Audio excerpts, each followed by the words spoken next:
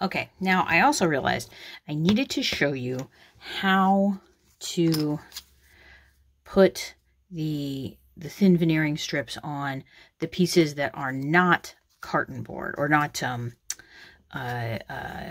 foam board.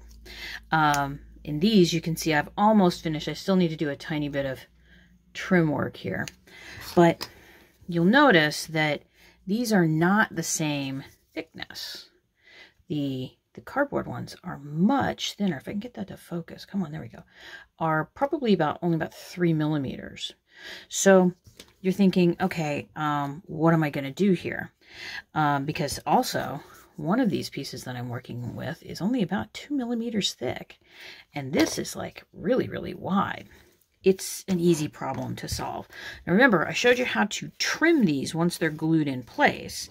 And this is another one of those times where having a triangle or a short cutting edge that is see-through will really, really help you.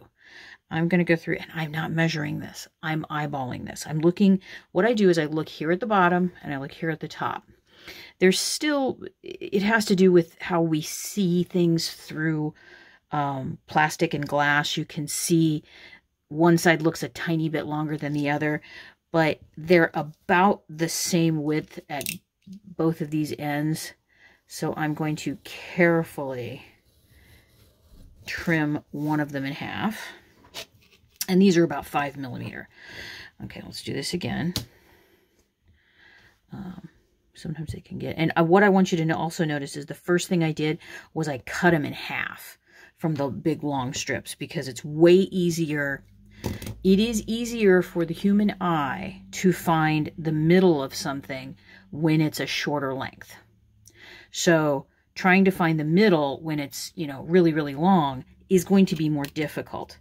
It's much easier to do it with shorter lengths. So I'm doing the same thing here. Now say, this is just the 2 millimeter. Now say I just need to take these and I want to just trim a tiny bit off.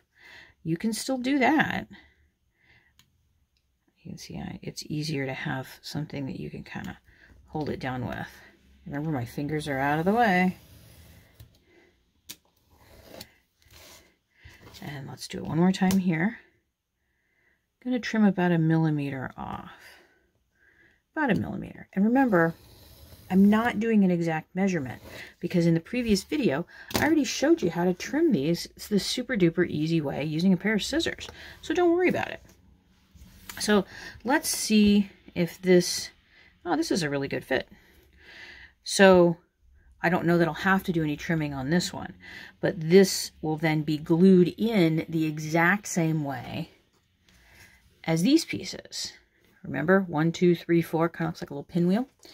That is the easiest way to do it. So I'm going to put these over here. I'll glue these down a little bit. Now, when it comes to,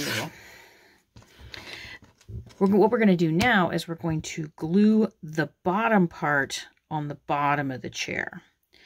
Now, this is one of those things that I kind of struggle with. How am I going to teach you how to do it? That's the wrong side up. That's the dented side. Because basically I eyeball everything. Well, within a bit. The legs, let me see where my leg pieces, show my leg pieces. The legs are going to go about right there. So let's grab, where did I put my ruler? Man, I swear I'd lose my head if it weren't bolted on. Oh, there it is. We're looking at about 4 millimeters around the edge. And when I say around the edge, I mean the distance from this space right here to this, from here to here, about 4 millimeters. Now, you can go through and measure it and make sure you're not like completely off like that, or, you know, that like that, or don't do it like this. That's not going to work. Because you can see these are concentric. They fit just inside of each other. And what I recommend that you do, I've got it there. I'm going to grab my pencil, because remember, we're going to paint. And I'm going to trace. Okay. Now, if you want, you can go through and measure this again. That's about 4 millimeters. That's closer to 3. That's about 4. And that's about 4. So, where am I going to be putting these legs? The legs aren't going to go to the inside. I have a method where I do make one where I push to the inside to do this, but I don't think right now we're going to be ready for that. So what I do, and you can see here, I'm drawing them. If you really need to, just hold the leg down and give it a little trace. Can you see how I did that? And I'm just going to add this one in here. Now, in this, we do not want to go all the way through. We don't want this to poke through and come up through this side. This is going to stay nice and flat. So what we're going to do is we're going to use our nice blade, and I'm going to come in here. Can you see how I'm holding it a little differently? This is more of a drawing sort of thing. My thumb is up here instead of it being like this, where I would pull the blade with my hand like this. See, pull the blade. This is more of a kind of gentle, and you can see I've only got a little tiny bit of the blade out. If you would like, you can take your awl and just poke a little hole in there. This can sometimes help. And I'm not going all the way through. I'm just putting the little hole in there and being really careful, because you can see this start to give just a tiny bit. This little edge start to give a little bit when I poke in. So now what I'm going to do is I'm just going to kind of come in here and carefully, it's like one at a time, just go around. Make sure your blade's nice and sharp. And take your time with it. You can see I've almost got it. I'm kind of picking it out of there. If you've got a pair of tweezers, this can help. Now this is going to seem really kind of funky. Once the hole is there, you can kind of, can you see how I did that? Okay, let's do this again. I'm just going to kind of gently, little tiny cut. Don't, if you're meeting with a lot of resistance, don't force anything, because you don't want to go all the way through, nor do you want to hurt yourself. My rule in the classroom was you need to keep everything that can possibly bleed out of the direction of where you're cutting anything. That includes scissors. I just cut my own face this morning. So I'm going to kind of go around a little bit. And there we go. So now you can see the legs will fit in here.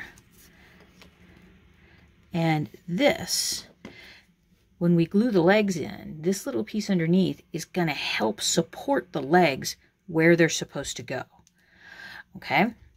Now, I'm going to go ahead and finish out these legs. Oops, that's too close. In fact, I don't like having those right there, because I don't want to hurt myself. Because, like I said, I cut my own face this morning. Don't ask. It was stupid. I'm a person who has the ability to hurt myself and not realize it. If I had a nickel for every time I said, "Where's all this blood coming from?" I would easily have $200 to $300. Okay, I'm sorry this is such a hard thing to show close up. And when I say I'm taking a tiny little, let me put one of these in here. This is about how deep I'm going. Just enough to cut through that white board that I have glued on the outside. And one of the nifty things about, there we go, about this is once you kind of push everything to the inside and give it a twist, a little bit right there, it all just kind of disappears. So now I'm going to check these and make sure these are all, oh wow, some of these are wildly. 2, 3. I'm going to put this in because you may have to push this around a bit to make it fit. Okay. And your legs may splay just a tiny bit. But now you can see you have something that sits up. Now, if you sit it up and you're tilting it, let me see. Let me take this off of here so you can see. I'm putting my finger here and it's going, oh no, that's wibbly. My suggestion is to make sure that when you are choosing your legs, make sure that they are matched up as well as possible. Make sure that if you need to get out the sandpaper to make one a little shorter, that is well worth your time. Now that I have the holes in, I'm going to take these legs out. And it doesn't matter that this is still here. I'm going to take my glue and let's see. I don't think I have a glue spreader. In other words, I don't think that I have anything other than a toothpick right here. So you can use a toothpick to do this. I spread it around just because I want to make sure it's getting to all the edges. I want it to have a good seal. And then I put it back down. Give it a little wiggle. And it's there. Now, if you need to, if you think it's going to move too much, you can grab a couple of clamps and just put, I would say clamp on each side would be enough. Oh, one little clamp. There we go. Just to make sure it's not going to wiggle too much. Does that make sense? And then set this aside to dry. Now in the next video, I'm going to show you how to glue the legs in place and then use something called a jig to kind of help keep everything in place.